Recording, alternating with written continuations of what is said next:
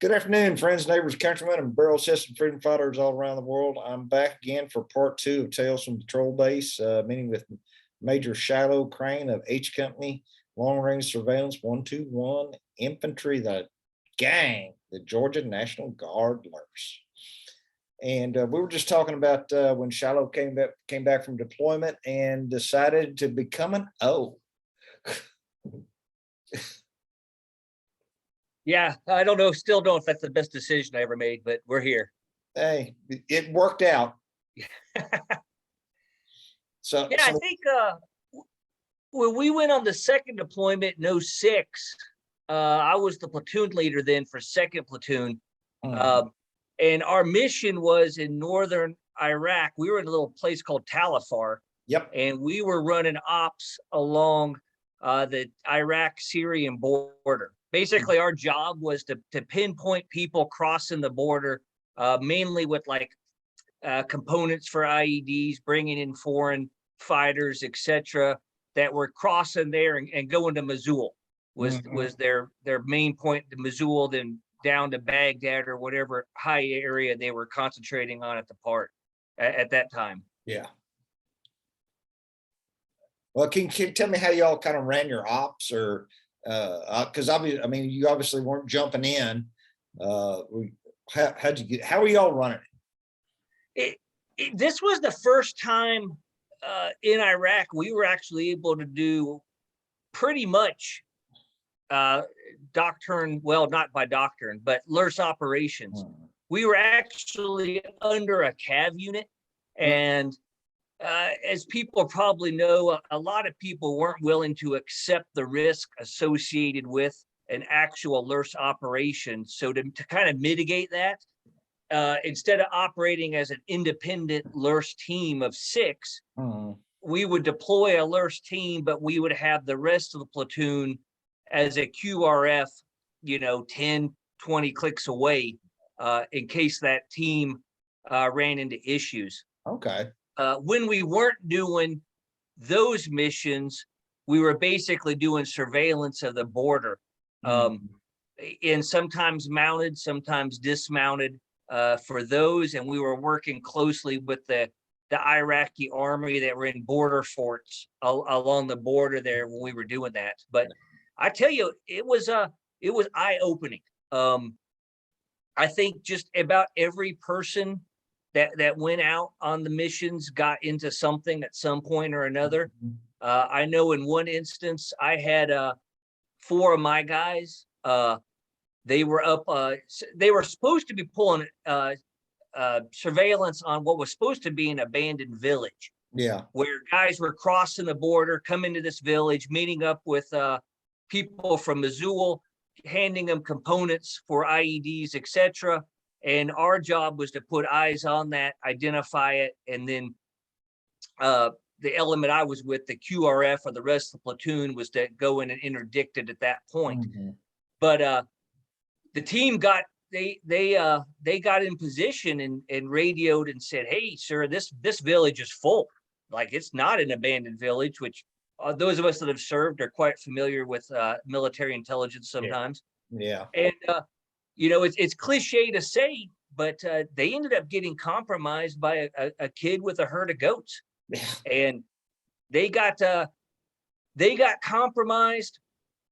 Sergeant Hughes was over that team at that point, which those that know him, I mean, the dude's a stud, a true warrior, one of the bravest men I've ever met.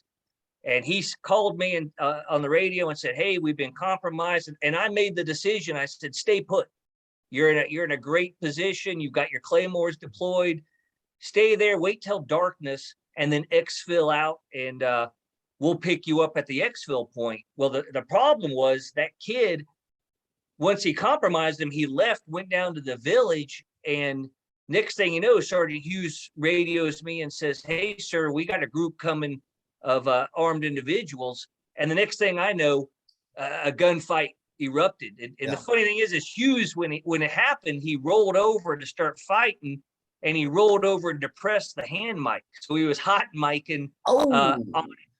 We could hear the entire gunfight over the radio. Yeah. And we ended up having to go through the village, the QRF, to try to get to the point at the base of the mountain for them to come down. And we had to fight our way through that village. Oh, wow. And then of course we hit a wadi and we couldn't cross it. So we had to go back through the village.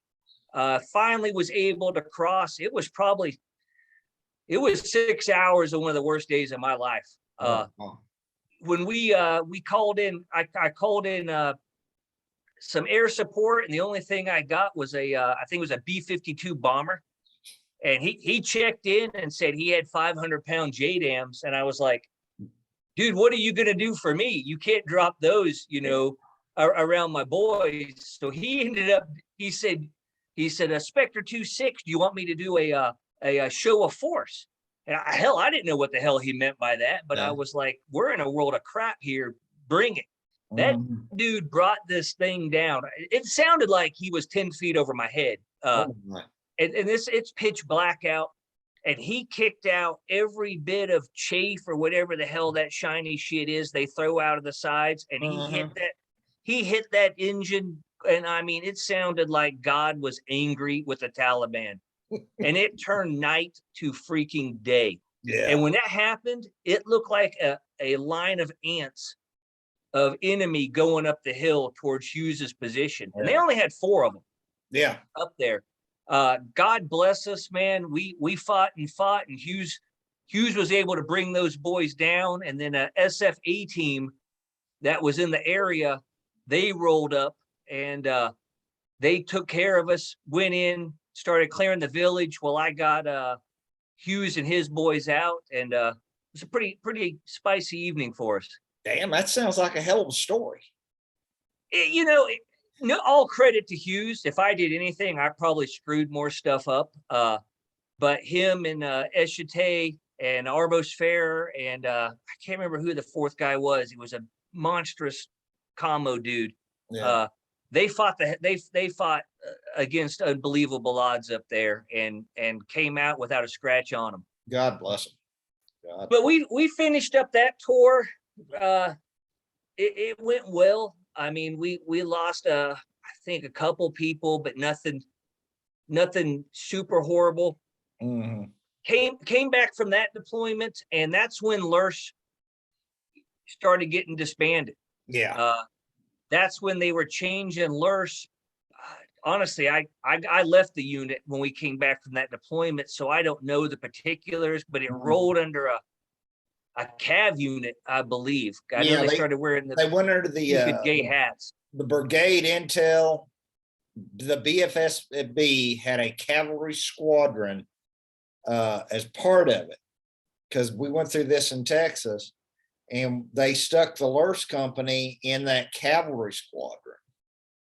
And for us, there was some friction. There's some stuff that worked really well, but mostly the CAV guys left us alone for the most part. But the big problem we had in Charlie Company was they kept picking us because LRS had so many good NCOs. They wanted them to go on other missions, PRT and ADT missions and stuff like that, and cadre it, and to be the sec for. So. Well, when I came back, I immediately got spun up to go to a new unit and go to Afghanistan in 2009. Yeah. So I left the unit, went to another unit, and pretty much started train up to go to Afghanistan. Mm-hmm. And luckily for me, I was a company commander at that point, and I got attached to the airborne unit out of Alaska. Oh yeah. Which were a great group of dudes. I had the distinction of being there when Burdoff, the traitor, walked off his post. Oh. And, we spent many weeks trying to track him down all over Afghanistan, lost a lot of good dudes in that. That was a mess. I think I was in Farah when that happened over on the west side of the country. I was in a little base outside of Sharana called Rushmore. Oh, dude. in 2000, when I went with the Airborne Battalion in 2012, I was at Sharona Rushmore. I drove back and forth every freaking day, it seemed like. Well, Rushmore was my company headquarters. So Okay. I had Rushmore, and then some battle space around that, and you know, obviously platoons spread out all over the place. And the governor's compound was Yeah, next to yeah, it. Yep. exactly. Been there. If I've been there once, I've been there 100 times. But yeah, So yeah. Paktika was a kinetic province. it was fun. I mean, it was a whole different fight than Iraq. Mhm. I'd say in Iraq, you fought the enemy, and in Afghanistan, you fought the enemy and you fought the terrain. Yeah. I mean, the terrain was the great equalizer to me, you know, Mhm. uh, in that battle, because you had to, that would completely lessen a lot of our technological advances. I think Afghanistan would have been a good place for a LRS company to be used properly. To be used properly.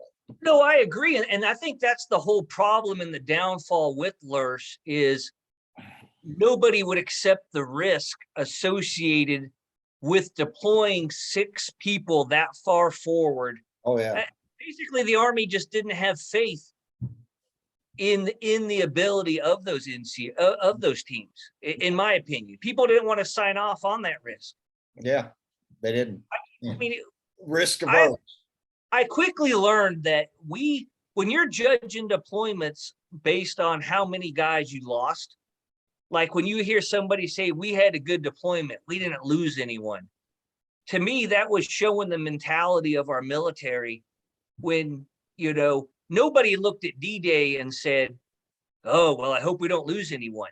I mean, they were mission, you know, focused. We're going to take these objectives one way or the other.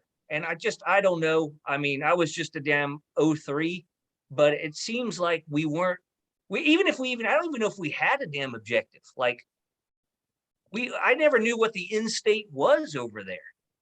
I think the in state in Afghanistan seemed like just don't lose.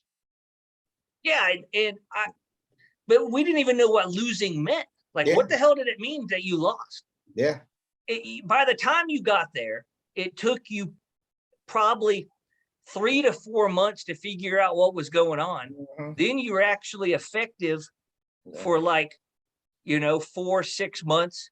And then you were starting to prep to leave and training up the next group you never got settled. Yeah, I agree. 1 year deployments were just stupid when you were looking at trying to accomplish actual military objectives. Yeah, I agree. Well, now, I wouldn't want to sit there for 14 years, but no. Well, I tell you what, you know, let's get back to LRS.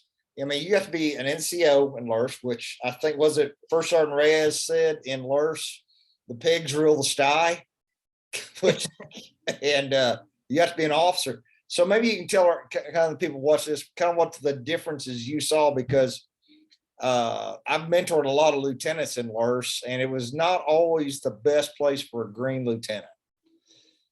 But by no means do I think it's at all a place for a green lieutenant. As a matter of fact, we had a couple in our 03 deployment, and they were absolutely horrible. It's not I mean, I guess it's probably, I mean, I don't believe you can go to Ranger Battalion as a second lieutenant. Not much. I think they pick a rare exception for a guy who's like an E7 or E6 in battalion, and then maybe. So it's kind of the same. It's kind of the same thing. It's not. I mean, really, in a doctrinal LRS operation, the lieutenant doesn't have a big role to play. I mean, the team leader is pretty much the god, and controls everything. So I think that's one hard thing for a young officer to accept is, hey, this E7, this E6, he's going to be the one making all these decisions and actually leading these guys. You're not. Your job is to get them there with the right equipment and make sure they're trained when they get there. But then they take over. Well, you know, the thing about it is, we train our officers, you know, they want to, the young infantry officer, he wants to lead that charge up the hill. And in LRS, we don't charge up the hill. We sneak up there, and it's in a small team. And yeah, it's just not, it's not a good environment for them. Yeah, I think the best description of LRS I ever heard, and it was condescending, was that when somebody said we're battlefield tattletales. Because really, I mean, if you're firing your weapon, you've messed up, or things have gone really bad. I mean, our job wasn't to engage enemy unless we absolutely had to. Our radio was our most powerful weapon we had. I always use the term military peeping toms. Right. It took us a particular type individual to want to do that. Yeah. Because you had to carry a ton of weight, vast amounts of distance, super quiet, and then get in a hole with a bunch of people and pull surveillance for an extended amount of time without ever actually getting into a fight if you're lucky. Yeah. And that took a unique type of person that wanted to do that. Yeah. It was a difficult, challenging mission. And the key was just to never be compromised. And no glory. You're never going to get any glory. No. I mean, so you can't go into it with that mentality. I thought it was cool. I thought the mission was cool. I thought the community was cool. I'm proud to have been, my small part of it, to have been there. Well, and I'm sad to see it go. The thing that always, of course, I grew up, we growing up in the 80s, I think we read Six Silent Men, SOG, and all those others about all the recon teams in Vietnam. And I mean, and that's when I got there, that's what I thought I was going to be doing, but I didn't realize I was going to have to be a whole lot sneakier to do what we needed to do. Yeah, I had no idea what LRS even meant, when I went there. Yeah. So it was completely eye-opening to me. But I do think there's going to be a time when we have to go to war against a China, a Russia. I think the need to bring that back will happen.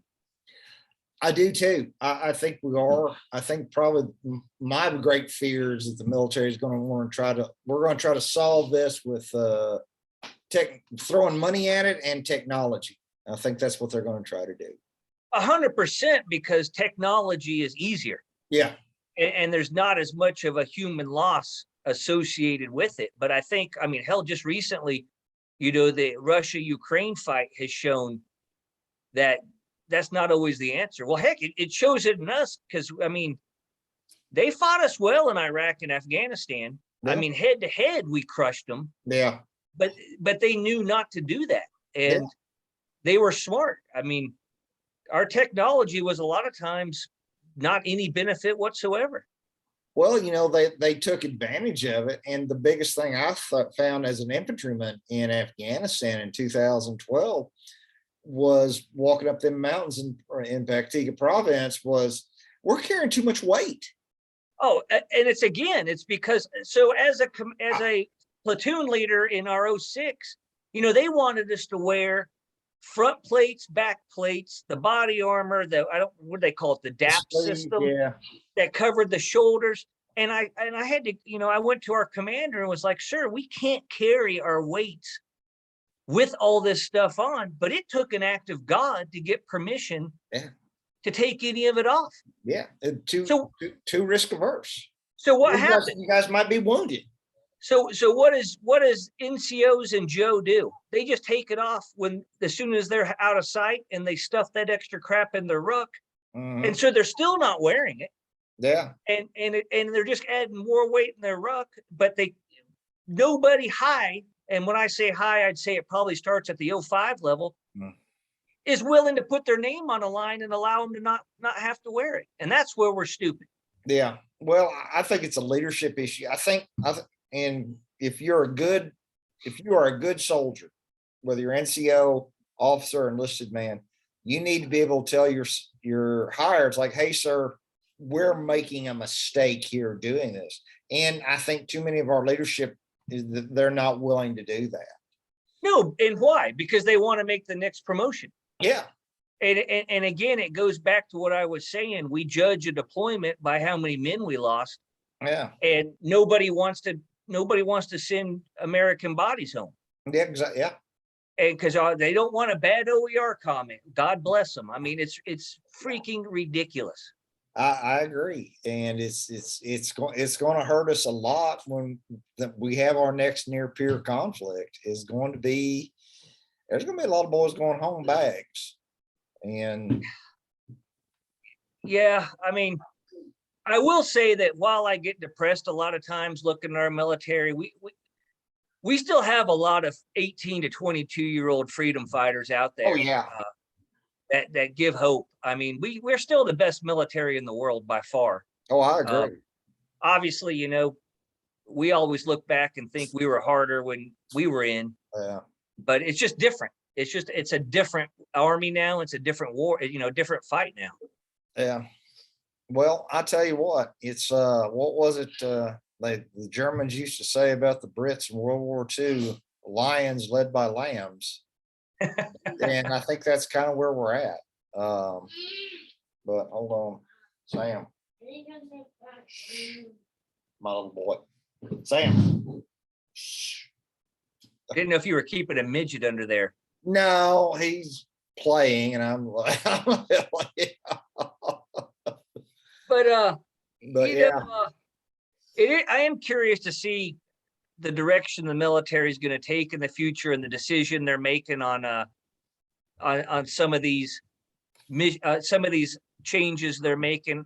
I think one of the things was I think LRS maybe would have done better if it had went under SOCOM, I think it would have too. where they had a little bit more leeway in that and people making decisions on the risk assessments for those operations. I don't know though. I think if we had had a regimental home, kind of something. I mean, it's centralized, and then tasked out to corps, divisions, that might have went better. And I think if you had a lieutenant, I think a lieutenant colonel should run a LRS company, because he's got more weight at division headquarters and corps headquarters than a major or a captain. I think that's kind of the model the SFAB units are taking now. Mhm. I mean, I've got a buddy who's a major in an SFAB unit, and he's a company commander. Yeah, wow, As a major. that's good. Well, But he kind of needs that, especially I guess dealing with the locals or the whoever he's advising.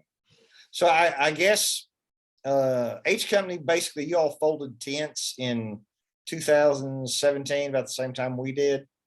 I don't know because I was already gone at that point. Yeah. I couldn't tell you the exact time they closed the guide on. Yeah. I was over in just a straight infantry unit at that point, Mhm. trying to decide what I'm going to do with my future. I hear you. I hear you. Well, I tell you what, on the reunion, you ran a H Company reunion last year. Yeah, we've had a lot of suicides out of the unit over the years, and the past 18 months we had a just, I don't know, all of a sudden we had a group of them, and I said, man, we need to get together and check on each other. And so I just kind of got a whim and said, I want to get a reunion together of all the boys from the beginning to when the guidon got folded. And I tell you what, I thought it would be like 30 guys around a bonfire drinking beer. Yeah. And I want to say we had over 200 people show up. Wow, that's wild. That's cool. Yeah, we had like all the way back to the first company commander. Yeah. To current. I mean, well, to when they folded. It was impressive. Yeah. Well, I tell you what, I'm definitely going to try to get down there next year when you all do the reunion. And like I said, we had a pretty good showing here at the LRRA rally, and we're looking for some more guys to come this year, or excuse me, in 2023. Yeah, So, I wanted to come this year if I hadn't shattered my ankle, but I'm going to definitely try to make it next year. we're not as barrel chested and freedom fighting as we used to be. Well, hey, man, Shiloh, I tell you what, I kind of want to we need to wrap this up here because we're running low on time. And man, stay online after we shut down. I want to tell you a little story I can't tell over the internet, but it has been a pleasure visiting with you and talking with you about H Company and your career. It's been phenomenal. And to all our viewers out there who are watching it, please like, comment, subscribe, and we're going to do some more Tales from Patrol Base with some of our other LRS brethren and get some more of these stories out. All right. All right, brother. Thanks for having me. Hey, not a problem. Airborne.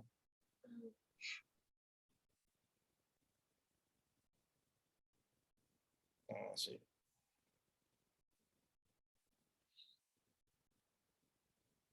Okay, I think I've got right. There we go. All right, stop it. I had to make sure I had stopped recording. Oh shoot, I didn't.